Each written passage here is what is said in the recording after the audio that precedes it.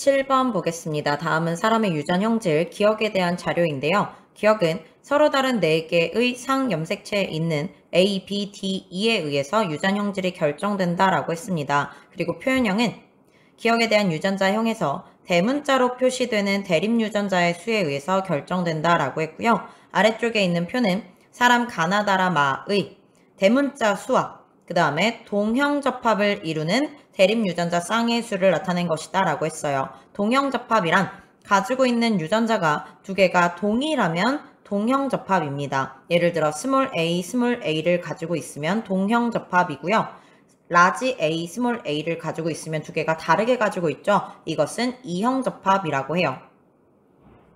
사람 가나다라 마가 나와 있고요. 아래쪽에 정보가 나와 있는데요. 가나다라 중 2명은 마의 부모이다 라고 했습니다. 그럼 마는 자녀라는 뜻이 되겠죠.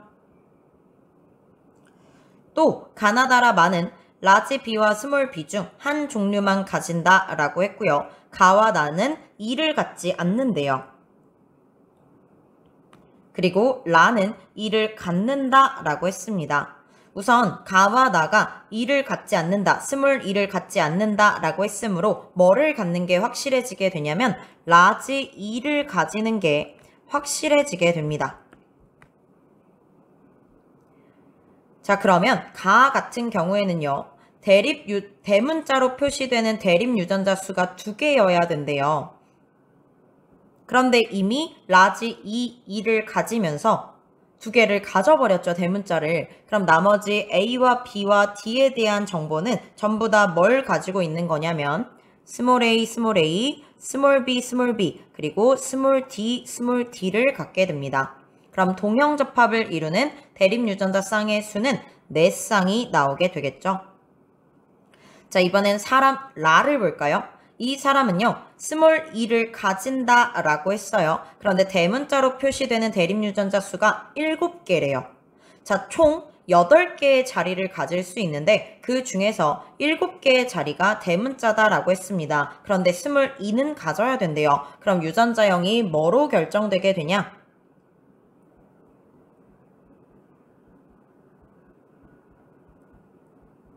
이거로 결정이 되게 되겠죠. 스몰 e는 가져야 되고 대문자는 7개는 가져야 되고 그럼 동형접합을 이루는 대립유전자 쌍의 수는 몇 쌍이 되냐면 3쌍이 되겠습니다.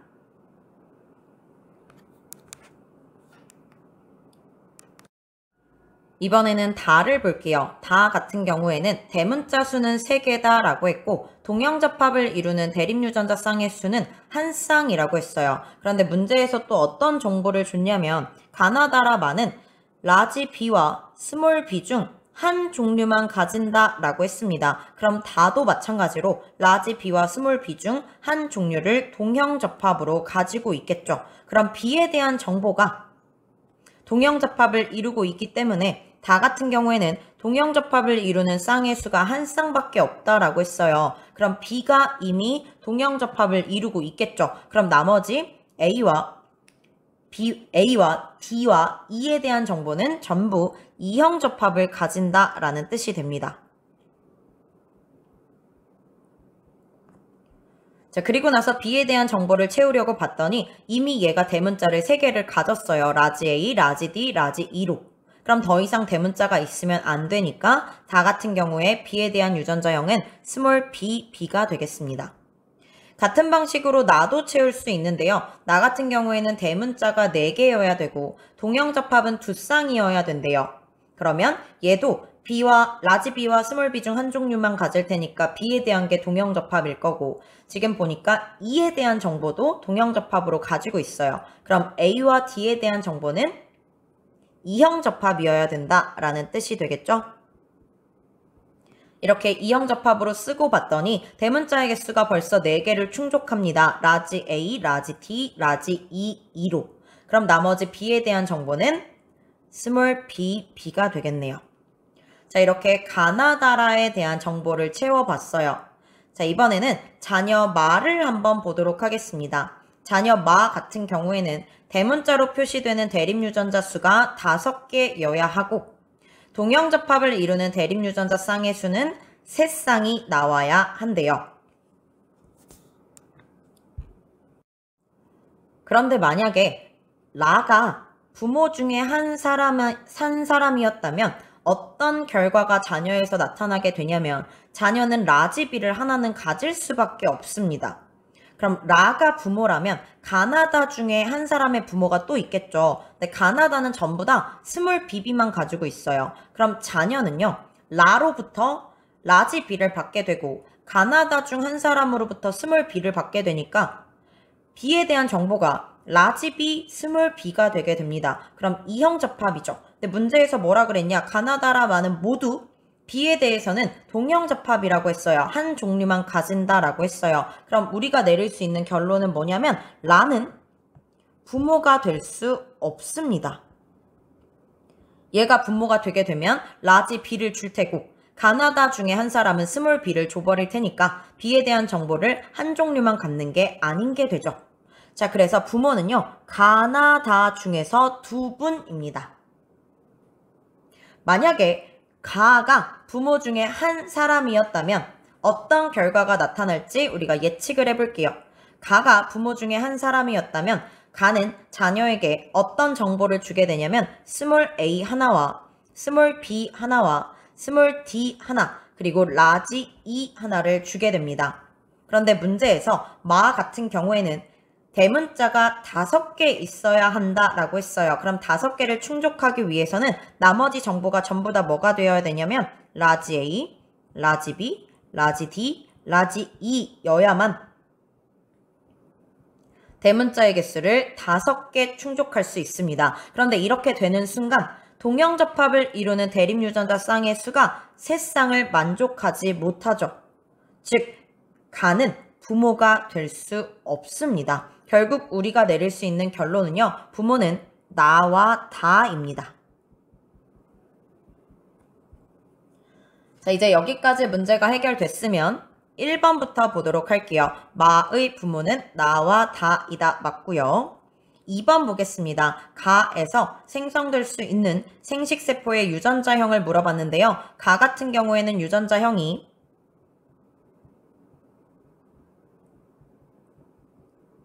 이거예요. 그러면 얘가 만드는 생식세포 같은 경우에는요. 스몰 a가 반드시 들어가 있게 되고 스몰 b가 반드시 들어가 있게 되고 스몰 d, 라지 e가 반드시 들어가 있게 됩니다. 이렇게 한 종류만 만들 수 있죠. 최대 한 가지입니다.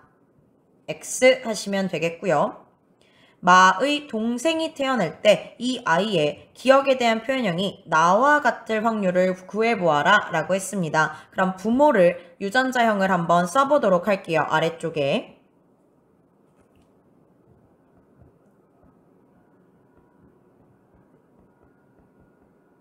부모 중 한 분의 유전자형은 이게 되고요. 또 다른 한 분의 유전자형은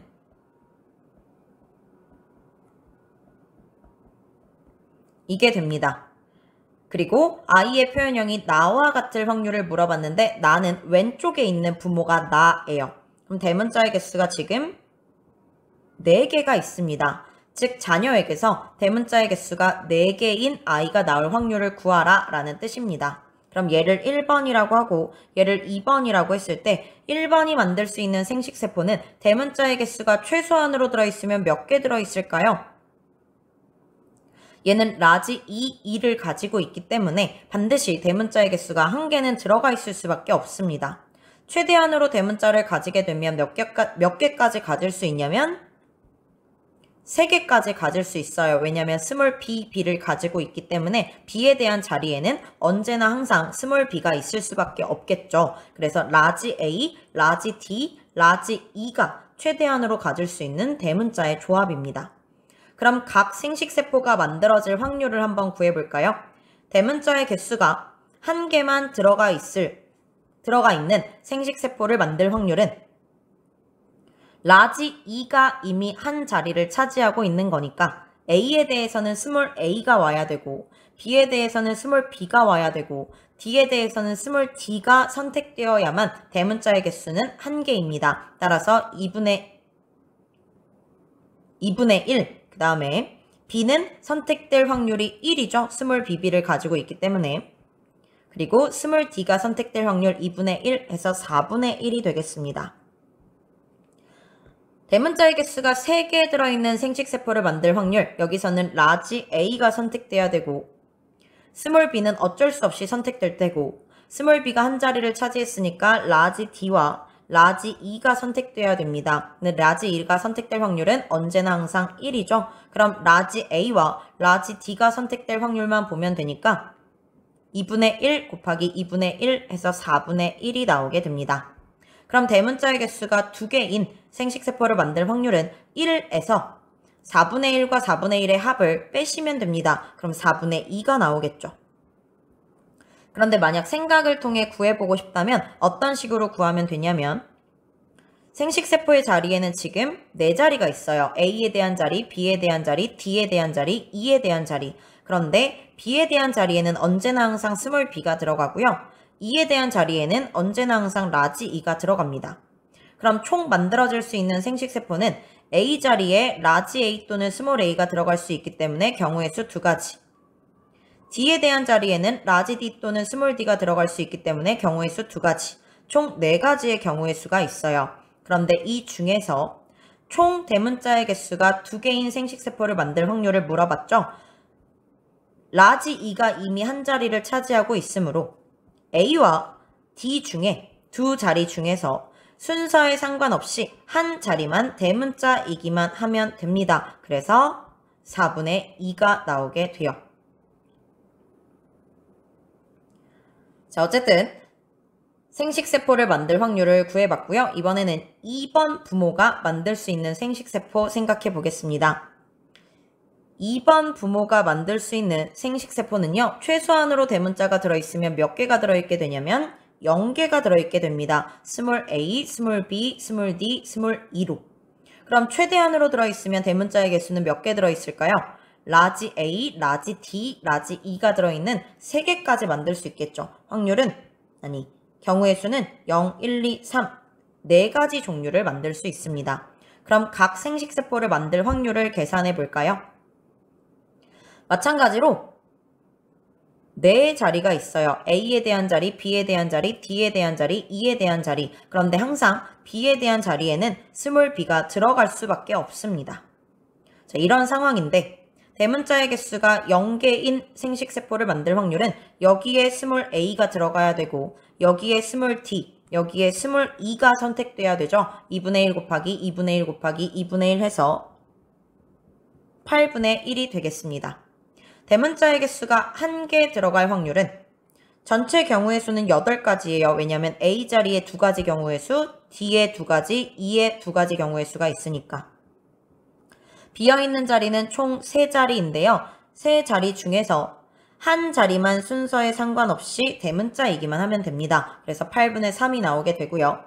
대문자의 개수가 2개인 생식세포를 만들 확률도 8개 중에서 3자리가 있는데 이 자리 중에 2자리가 순서에 상관없이 대문자이기만 하면 됩니다.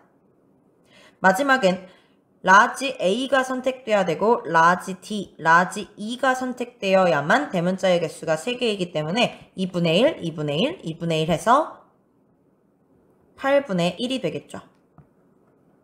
자, 이렇게 부모들이 만들 수 있는 생식세포와 각 만들어지는 확률을 계산해 봤어요. 그럼 문제에서 기억에 대한 표현형이 나와 같을 확률을 물어봤고 나는 대문자의 개수가 4개 있기 때문에 4개가 나오는 부분을 찾아주면 됩니다. 여기, 여기, 여기가 총 대문자의 개수가 4개겠네요. 그럼 확률을 구해볼까요? 32분의 3, 32분의 6, 32분의 1 더해주면 되겠죠? 32분의 10, 16분의 5가 됩니다. 그래서 16분의 3이 아니라 16분의 5이다 라고 해야 돼서 틀려요. 자, 이 문제를 푸는 또 다른 방법이 있습니다. 어떻게 풀 수도 있냐면 자, 이 둘 사이에서 자손이 태어날 거예요. 그럼 자손이 가질 수 있는 자리도 A에 대한 자리 2자리가 있어야 되고 B, D, E에 대한 자리가 2자리씩 있어야 됩니다. 앞에 2개가 A에 대한 자리, B에 대한 자리, D에 대한 자리, E에 대한 자리이죠. A에 대한 자리 중에서 첫 번째 자리는 1번 부모가 유전자를 줄 거예요. 두 번째 자리는 2번 부모가 주겠죠. B에 대한 자리에서도 마찬가지 1번 부모가 B에 대한 걸 하나를 줄 거고 2번 부모가 B에 대한 걸 하나 줄 거예요. 이런 방식으로 쭉 써볼게요. 이랬을 때 1번 부모 같은 경우에는요. 반드시 스몰 b를 줄 수밖에 없고요. 그 다음에 2에 대해서는 반드시 라지 e를 줄 수밖에 없어요. 2번 부모는 b에 대해서 반드시 스몰 b를 주게 됩니다. 이건 정해져 있는 값이죠. 자, 1번 부모는 라지 a와 스몰 a 중에서 둘 중에 하나를 줄 수 있기 때문에 여기에 들어갈 수 있는 경우의 수는 두 가지예요. 2번 부모도 라지 a와 스몰 a를 가지고 있기 때문에 2번 자리에 들어갈 수 있는 경우의 수는 두 가지입니다. 마찬가지로 D에 대한 자리 두 자리, D에 대한 자리 두 자리, 2번 부모가 줄 수 있는, 숫자 2번 부모가 줄 수 있는 알파벳 2에 대한 자리도 두 자리가 있어요. 이렇게 총 32개의 경우의 수가 있는데 이 중에서 대문자의 개수가 4개인 자녀만 만들면 되는 거죠. 한 자리가 이미 대문자로 정해져 있어요. 그럼 나머지 5자리 중에서 몇 자리만 대문자이기만 하면 되냐면 3자리만 대문자이기만 하면 되겠죠. 그럼 이걸 계산하면 32분의 10이 나오게 됩니다. 어떤 방식으로 풀어도 상관없어요. 8번, 다음은 어떤 집안의 유전 형질 가나다에 대한 자료인데요. 가는 H와 H별에 의해, 나는 R과 R별에 의해, 다는 T와 T별에 의해 결정된다 라고 했어요. 별 붙은 건 열성이고 별이 붙지 않은 건 우성입니다. 가나다의 유전자는 모두 서로 다른 염색체에 있는데요. 가와 나 중 한 형질을 결정하는 유전자는 X 염색체에 존재한대요. 가와 나 중 하나는 X 염색체에 존재한다 라고 한다면 여러분이 여기서 알 수 있는 정보가 뭐냐면 다 같은 경우에는 다를 결정하는 유전자는 어떤 염색체에 있다라는 걸 알 수 있냐면 상 염색체에 존재한다 라는 걸 알 수 있어요. 서로 다 다른 염색체에 있어야 되고 가와 나 중 하나가 X에 존재한다 라고 했으니 다는 당연히 상 염색체에 존재하겠죠. 가계도는 가의 발현 여부를 나타낸 것입니다. 가에 대한 가계도를 그린 거죠. 그럼 나와 다에 대한 가계도는 그려 있지 않아요. 가계도 대신 정보가 나와 있습니다. 구성원 중에서 가만 발현된 사람은 6번이다 라고 했으니 6번 같은 경우에는 나와 다는 발현되지 않았을 거고요. 나만 발현된 사람은 589라고 했으니 589 같은 경우에는 가다는 발현되지 않습니다. 그리고 다만 발현된 사람은 7번이니 7번은 가, 나는 발현되지 않겠죠. 그리고 1번과 11번에서는 나와 다가 모두 발현되었다라고 했고요. 4번과 10번은 유전자형이 서로 다르고 나가 발현되지 않았다라고 했습니다. 이러한 정보들을 다 이용해서 가계도를 한번 그려볼게요. 가에 대한 가계도는 그려져 있으니까 나와 다에 대한 가계도를 그려보겠습니다. 이렇게 그릴 수 있어요. 가장 위쪽에 있는 게 가에 대한 가계도이고요. 나의 가계도, 다의 가계도가 그려져 있습니다. 모르는 사람들은 물음표로 표시를 했고요. 형질이 발현되는 사람들은 색칠을 했고 발현되지 않는 게 확실한 사람들은 X 표시를 해두었어요. 그리고 나 같은 경우에는 4번과 10번의 유전자형이 다르다라고 했기 때문에 혹시나 까먹을 수 있어서 정보를 써놨습니다. 또 문제에서 뭐라 그랬었냐면 2번과 3번은 다에 대한 유전자형이 서로 다른데요. 각각 T와 T별 중 한 종류만 가진다라고 했어요. 다 같은 경우에는 상염색체에 존재해요. 그러니까 2번과 3번은 한 사람은 TT이고 한 사람은 T별, T별입니다. 자, 이런 정보들을 전부 다 가계도에다 표시를 했으니 우리 이제 이 가계도를 해석해 보기 시작할게요. 먼저 가에 대한 가계도를 보겠습니다. 가에 대한 가계도를 봤더니 1번과 2번 사이에서 6번 자손이 태어났어요. 그런데 6번은 부모와 다른 형질을 가지고 있죠. 그러면 가가 발현되는 것이 열성임을 알 수 있습니다. 발현되지 않는 것이 우성, 발현되는 것이 열성입니다. 나가계도를 볼까요? 나가계도에서는 어디를 보면 되냐면 6번과 7번 그리고 11번을 보면 되겠네요. 6번과 7번은 나가 발현되지 않았는데 11번에서 나가 발현됐습니다. 그러면 부모에게 없던 형질이 자손에게 나타났으니까 나가 발현되는 것은 열성임을 알 수 있겠네요. 그리고 또 여러분이 앞으로 알아두면 좋을 내용인데요. 무슨 내용이냐면 부모와 다른 형질이 자손에게서 나타날 때 그 형질이 만약에 딸에게서 나타난다면 그 형질을 결정하는 유전자는 상염색체에 존재하게 됩니다. 성염색체에 존재할 수가 없어요. 왜 그런지 유전자형을 써보면서 한번 생각해 보도록 하겠습니다. 11번이 열성인 여자이기 때문에 사실 이 여자는 상염색체에 있든 성염색체에 있든 유전자형이 이거예요.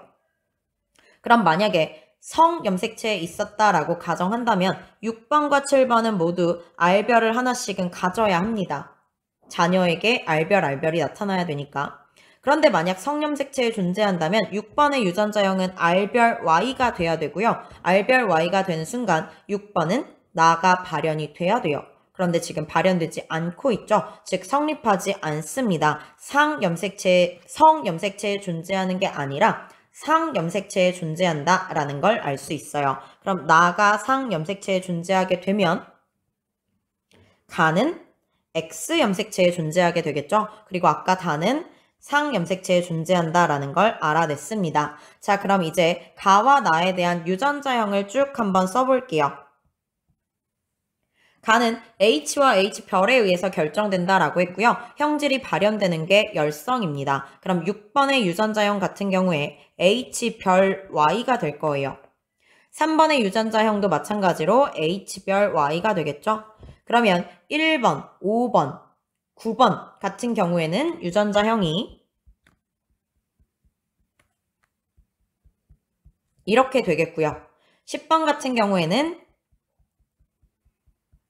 H별이 되겠습니다. 그럼 이제 7번의 유전자형도 쓸 수 있죠. 10번이 H별을 가지려면 H별을 하나는 7번이 줬을 거예요. 그럼 7번은 H의 H별이 되겠습니다. 11번 같은 경우에는요.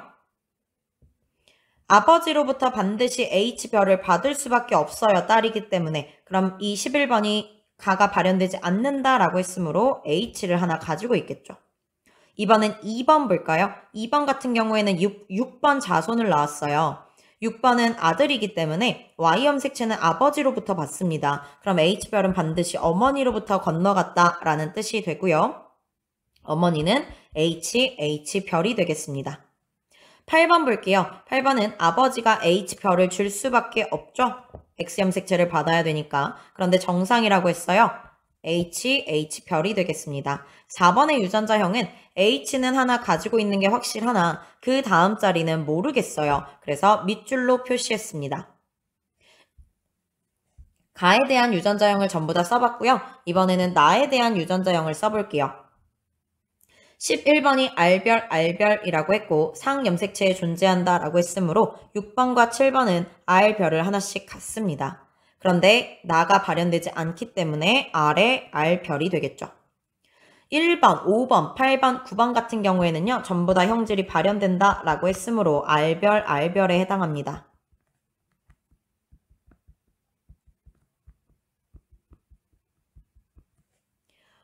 2번 같은 경우에는요.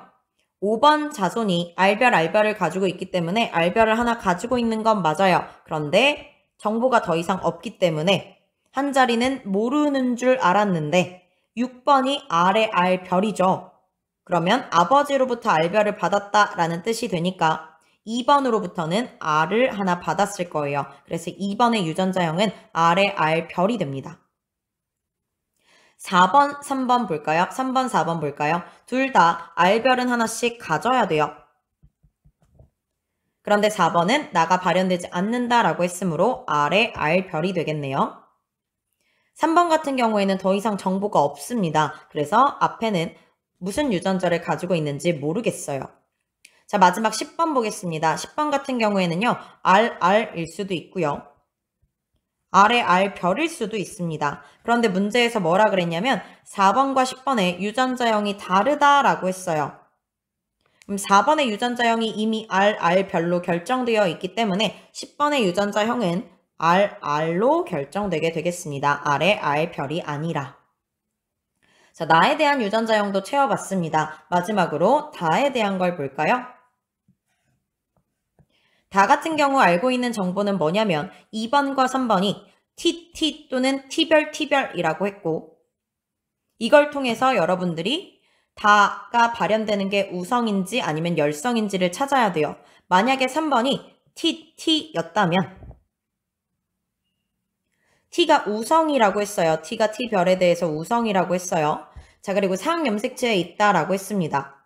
그럼 3번이 TT였다면 7, 8, 9는 어쩔 수 없이 아버지로부터 T를 하나씩 받게 돼요. 그럼 우성 유전자를 하나씩은 갖게 되죠. 그럼 발현이 우성 발현이 일어나야 되고요. 그러면 모두 다 표현형이 같았어야 돼요. 전부 다 우성 유전자를 가지고 있으니까. 그런데 7번과 8, 9번의 표현형은 다릅니다. 즉 성립하지 않는다라는 얘기가 되고요. 3번은 TT가 아니라는 얘기가 돼요. 3번의 유전자형은 T별이 되겠습니다. 그리고 자손들은 T별을 하나씩 가지고 있겠죠.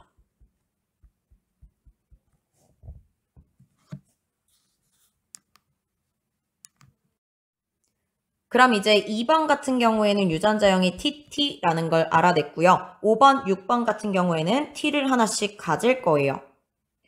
5번, 6번이 T를 가졌더니 다가 발현되지 않는데요.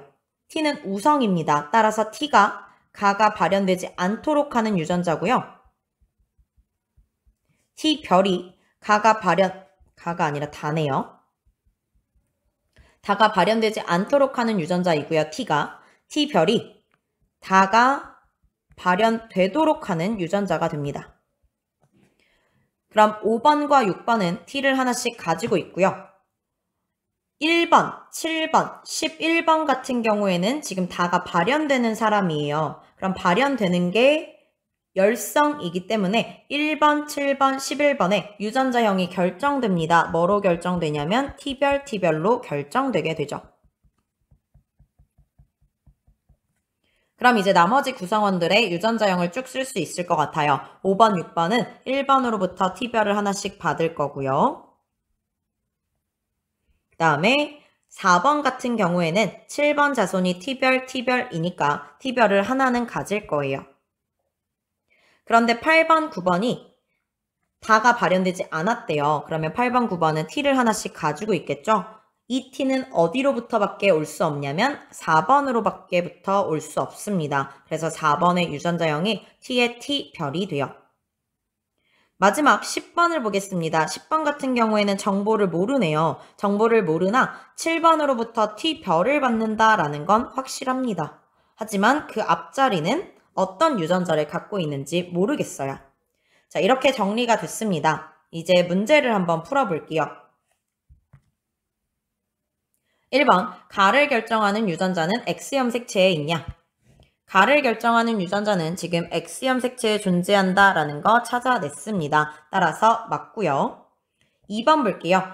구성원 중에서 R별과 T별을 모두 갖는 사람은 9명이냐? 우선 R별을 갖는 사람을 체크해 볼까요? R별을 갖는 사람들을 쭉 봤더니 1번 갖고, 2번도 갖고, 3번, 4번, 5번, 6번, 7번, 8번, 9번. 11번이 갖고 있습니다. 즉 10번 빼고 다 가지고 있어요. 그럼 이제 T별을 갖고 있는 사람들을 볼까요? 1번이 가지고 있고요. 3번이 가지고 있고 4번, 5번, 6번, 7번, 8번, 9번 다 가지고 있습니다. 10번도 가지고 있기는 하나 10번은 R별은 가지고 있지 않기 때문에 카운트하지 않고요. 11번도 T별을 가지고 있네요. 그럼 T별 가진 사람들 1번, 3번, 4번, 5번, 6번, 7번, 8번, 9번, 11번이 되겠네요. 9명 맞습니다. 3번 볼게요. 6번과 7번 사이에서 남자아이가 태어날 때 이 아이에게서 가와 다만 발현될 확률은 몇이냐? 라고 물어봤어요. 가와 다가 발현된다 라는 것은요. 가는 발현이 되고 나는 발현이 안 되고 다는 발현이 되어야 한다 라는 뜻이겠죠. 자, 그럼 우선 가가 발현될 확률부터 봅시다.